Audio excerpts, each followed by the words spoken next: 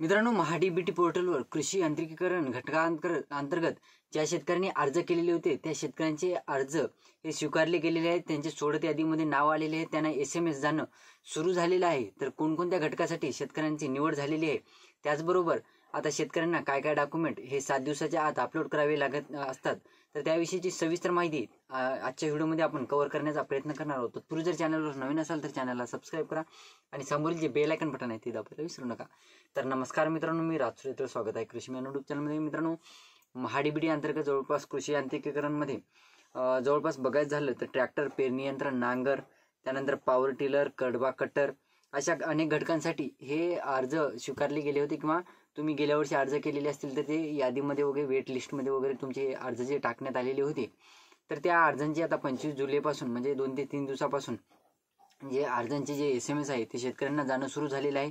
तुम्हाला अद्यापही अर्ज म्हणजे SMS वगैरे आलेले नसेल तर तुम्ही महाडीबीटी पोर्टलवर जाऊन त्या यादीमध्ये तुमचं नाव आहे का किंवा तुमच्या लॉग इन वगैरे करून फार्मर ID लॉग इन वगैरे करून तिथे तुम्हाला काही डॉक्युमेंट वगैरे वैयक्तिक कागदपत्रे अपलोड करण्याचा वगैरे ऑप्शन आलेला आहे का ते देखील चेक करू शकता.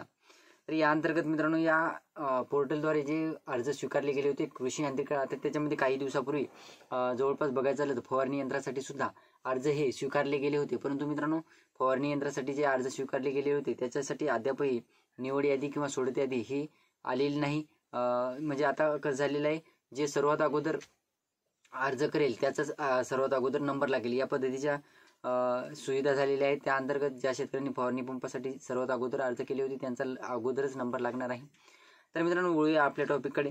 तर मित्रांनो, ज्या शेतकऱ्यांना आता मेसेज वगैरे गेलेले आहेत किंवा ज्या शेतकऱ्यांना सोडत यादीमध्ये नाव वगैरे गेलेलं आहे, अशा शेतकऱ्यांना जवळपास 7/12 होल्डिंग, त्यानंतर निवड झालेल्या यंत्राचे कोटेशन, त्यानंतर टेस्ट रिपोर्ट, तसेच जर तुमचं जर ट्रॅक्टरसाठी निवड झालेली असेल तर तुम्हाला RC वगैरे ही अपलोड करावी लागत असते. आता ही RC वगैरेसाठी आपण पाठीमागे सुद्धा बऱ्याच व्हिडिओमध्ये माहिती घेतलेली होती की बाबा तुम्हाला RC वगैरे अपलोड करायची असते.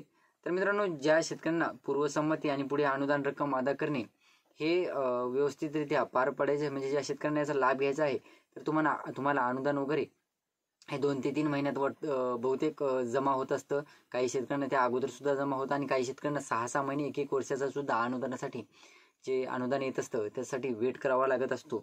तर मित्रांनो, तुम्ही जर ट्रॅक्टर चालित अवजारांसाठी निवड झालेल्या व्यक्ती असाल तर तुम्हाला RC बुक वगैरे लागणार आहे. तर मित्रांनो, ही होती छोटीशी माहिती. व्हिडिओ आवडला असेल तर लाईक करा, चॅनलला सबस्क्राईब करा आणि जास्तीत जास्त शेतकऱ्यांपर्यंत पोहोचवण्याचा प्रयत्न करा. धन्यवाद.